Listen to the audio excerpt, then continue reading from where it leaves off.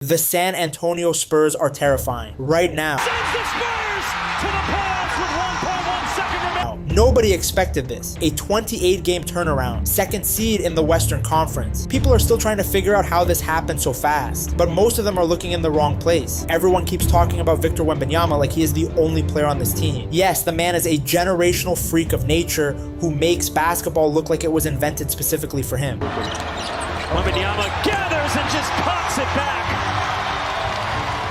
Determined drive. Here's Victor. With the ball fade, able to turn the corner, and you see the defense there. Trey Murphy, the third, said, just go ahead, big fella. I want no part of that one. How many dudes are training with monks in the offseason? But if you think this Spurs team is just Wemby and 4 bozos standing around trying not to embarrass themselves, you have been watching completely different basketball than the rest of us. From the lottery to 62 wins, how this actually happened. Let's start at the beginning of the season because the context matters here. Victor Wembanyama came into this year fully healthy after a blood clot cut his second season short at the All-Star break. He had something to prove, and it showed immediately. San Antonio opened the year winning their first 5 games straight, which is a franchise record. They were flying. Then Devin Vassell's debut came 9 games in, and just as the rotation was finally stabilizing, Wemby went down. 12 straight games missed with a calf strain. 2 words every front office dreads hearing in the same sentence. Here's the thing though, that stretch might have actually been one of the most important moments of the entire season. It forced De'Aaron Fox into full control as the primary ball handler, and Fox delivered in a way that reminded everyone why he was a previous Clutch Player of the Year winner. 25 points a game during that 12-game stretch, more than 6 points above his season average, 6.5 assists a night. The signature moment was a 31-point, 5-assist performance in a 114-112 overtime win over Orlando. Just Fox being Fox when his team needed him most. And the Spurs didn't fall apart without Wemby either. They went 9-3 in that stretch, made the NBA Cup tournament, capped it off with a 132-119 win in Los Angeles against a healthy Lakers team that had already beaten them earlier in the year. That game was really about Stephon Castle announcing himself, going toe-to-toe with Luke Kornet and dropping 30 points, 10 rebounds, and 6 assists. As good as the reigning Rookie of the Year already was, that performance made it clear he had taken a serious leap forward. So even with their best player missing half of a crucial early stretch, San Antonio showed depth, showed versatility, and showed that this rise was happening faster than literally anyone expected. At that point, the league was already paying attention. The perfect month that changed everything with Wemby fully back from injury, eased in off the bench on a minutes restriction. The Spurs started building real momentum. Statement wins over Oklahoma City came first, then comfortable wins over the Wizards and Hawks, then a blowout in San Antonio, followed by a composed Christmas Day win in OKC that sent a message to the entire Western Conference. After their third loss to San Antonio in 12 days, SGA basically admitted what everyone was already thinking. You don't lose to the same team 3 times in 12 days unless they're just better.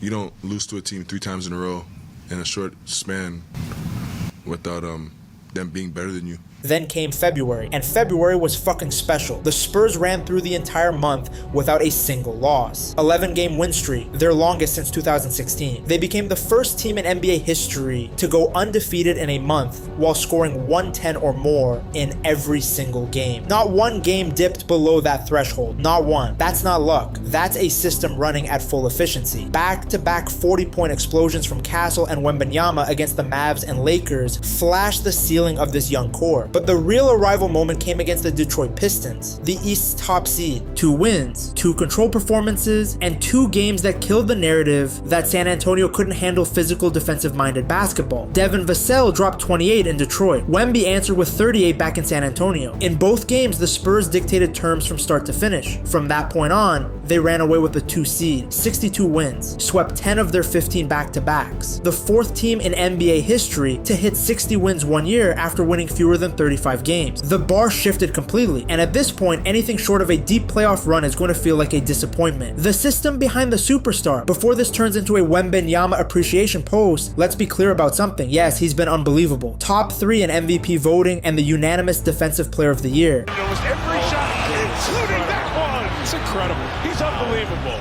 You just see right here, this is not a play guys are able to do. Tracks the guard and not only blocks him, it blocks him on the other side of the basket. Guards. But this is not a one-man show. This is strength in number at its most pure form. No Spur averaged more than 31 minutes per game all season. 7 players averaged double figures. An 8th Harrison Barnes was right there at 9.9 a night in just 25 minutes. Wemby is the supermassive star that everything revolves around, but there is a real system around him, and they call it 0.5 basketball. The rule is simple. Within half a second of catching the ball, you either shoot, pass, or drive. No hesitation, constant movement, constant pressure, turning good shots into great ones, and it shows up everywhere. De'Aaron Fox sets the tone at point guard. 18.6 points, 6.2 assists, nearly 49% from the field. He pushes pace, steadies late game possessions, and gives San Antonio structure when everything gets tight. A bit more of that with number 4. He pulls up, and he hits his second 3 of the game. He's not flashy about it. He just makes the right play every time. Next to him is Stephon Castle, and this is where things get genuinely interesting. The reigning Rookie of the Year took a real leap. 16.7 points, 5.3 rebounds, 7.4 assists. But more importantly, he turned San Antonio into a multi-handler offense, sharing the keys with Fox and Harper, and making it work seamlessly. For a young guard, the sign of real growth isn't just making passes, it's reading defenses, manipulating them, and then punishing them before they can recover. Castle is figuring that out in real time. More often than not, he's making the right play. That's not nothing. That's actually kind of incredible for a second-year player. And it doesn't matter if you get into the paint and he's out of the lane. With his length and athleticism, he can block it. So I look for Portland to go to the lane, and geez, Stephon Castle. Williams is a little dazed. Let's watch what happened here. Ooh. Yep. Shoulder. He caught it. The supporting cast. Nobody is talking about Devin Vassell gives the Spurs scoring balance off the wing. 13.9 points, 4 rebounds, 2.5 assists on efficient splits. His role is about fitting into the machine, spacing the floor, attacking closeouts, defending opposing wings. He's capable of filling it up when needed though. He scored 20 or more 10 times this season and saved his best for the league's best opponents. 28 against Detroit, 28 against Cleveland, 35 against Denver in November. Then there's Julian Champagnie, who has quietly become one of the most reliable pieces in this entire rotation. He broke the franchise record for most threes in a season, surpassing Danny Green's 191, made 3-pointers. Champagnie for 10 threes! The pass right over the top, great screen by Luke Kornet, and you see the Knicks defense just laying off Julian there. Jordan Clarkson trying to split the difference, thinking Julian might make that extra pass down to Keldon in the corner. 11.1 points, nearly 6 rebounds a night from the wing, over 38% from 3. That combination matters. He rebounds above his position and stretches defenses at the same time. Those two things together keep everything else flowing. Not a bad day for a guy most people couldn't have named 6 months ago. And when the starters sit, nothing drops off. That's the part that should scare opposing coaches the most. Dylan Harper has been one of the most important pieces on this entire team, and nobody outside of San Antonio is giving him enough credit. The rookie came in and immediately gave the Spurs bench stability. 11.8 points, 3.9 assists, over 50% from the field. No wasted motion, no panic, veteran level poise as a first-year guard. Then game 3 against Portland without Wemby. Harper came off the bench and dropped 27 points on 9 for 12 shooting, 4 for 5 from 3. At 20 years old, he became the second youngest player ever to score 20 or more points off the bench in a playoff game. That's not a fluke. That's a player. The 6th man of the year and the backup center nobody respects. Then there's Keldon Johnson, who looks like a completely different player than he was on those earlier Spurs squads. Williams just emasculated him. Goodness. Man, check out this highlight. Crossover and then get on the back of big fella and throw it down. Oh, beautiful crossover by Keldon. And back then he had to carry too much. 20 points a night on bad rosters, stretched into a role that didn't quite fit him. Now he doesn't have to force anything. 13.2 points, 5.4 rebounds, over 50% shooting, and the freedom to come in off the bench and just be aggressive without the weight of the entire offense on his shoulders. Johnson was just awarded the 6th man of the year. He joins Manu Ginobili as the only other Spur to ever win the award. When they announced it, he broke down in tears in front of his family. And if you followed this guy's career at all, you understand exactly why. He went from being the hardest working player on one of the worst teams in the league to the best bench player in basketball on a 62-win contender. That's a shit ton of work compressed into a very short amount of time, and it shows. Harrison Barnes brings veteran presence and steady decision making. 9.9 points, efficient shooting, the kind of guy who keeps a lineup from getting chaotic. He spaces the floor, makes the right read, and brings genuine playoff experience to a locker room full of young players who are still learning what the postseason actually feels like. And then there's Luke Kornet. When the Spurs signed him, nobody expected this level of impact. He's been one of the best value additions of the entire offseason, and barely anyone is talking about him. 6.5 points and 6.1 rebounds,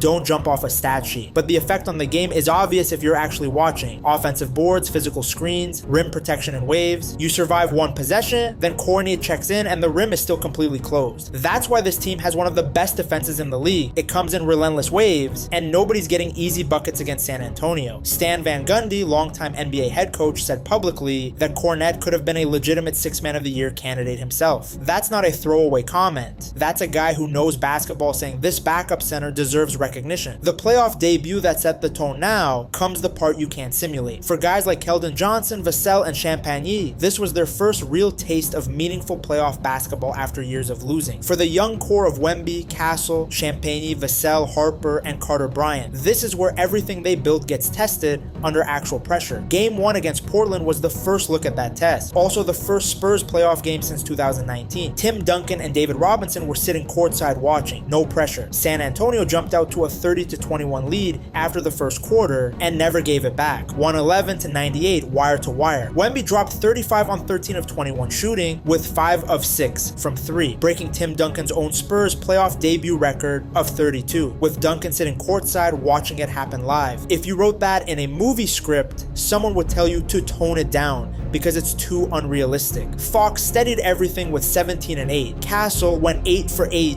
from the free throw line for 17 and 7. Vassell had 15 with 2 blocks. Kornet, the same backup center we just talked about, went 5 for 6 for 10 points and 6 boards in 14 minutes. Dylan Harper was a plus 18 in 23 minutes off the bench. Mitch Johnson's first playoff win as head coach. The first Spurs playoff game without Pop on the sideline since 1999. And the team handled all of it without blinking, because that's exactly who they've been all year. Greg Popovich, even without being in an active day-to-day role, is still around this team and still setting the tone. His message before the playoffs was simple: be who you've been all year, don't change now. According to Castle, Pop reminded them how well they'd been playing and the position they'd actually earned. This isn't a scrappy underdog sneaking into the tournament. This is a 62-win team with the second best record in the entire league. They belong here. Why this depth is built to last. Here's what separates San Antonio from a flash-in-the-pan contender. They didn't buy this depth in free agency or trade for it at a ridiculous premium. They drafted Keldon Johnson, they drafted Vassell, they developed Champagnie, they signed Kornet for cheap, they picked Carter Bryant 14th, and he's already producing meaningful minutes in the playoffs. That's a front office that actually knows what it's doing, and it's the reason this team isn't just a one-year window. The depth is going to be there next year and the year after that. The young core is only getting better. Wemby is improving at a pace that frankly should not be legal. Castle is turning into a legitimate two-way star. Harper is going to be a starter on most teams in this league within 2 years, and right now he's coming off the bench for a 62-win contender. The guards collapse defenses without needing elaborate screens. The wings don't hesitate. The ball moves. The defense stays in rotation. Everyone buys in. No ego, no confusion. Just a team that understands exactly how it wants to play and holds itself to that standard every single night. Alongside the Denver Nuggets, San Antonio is the most dangerous threat to Oklahoma City in the entire West. And with Wemby improving at this pace and the roster finally fully stabilized around him, this team has shifted from development mode to genuine intention. They're coming, and what they're becoming is getting harder and harder for anyone to contain. The unicorn makes it terrifying. The depth makes it real. If you enjoyed watching this breakdown, hit subscribe and drop a comment telling me whether you think the Spurs are a real finals threat or whether OKC is still just too much. I want to hear where you're at on this. See you in the next one.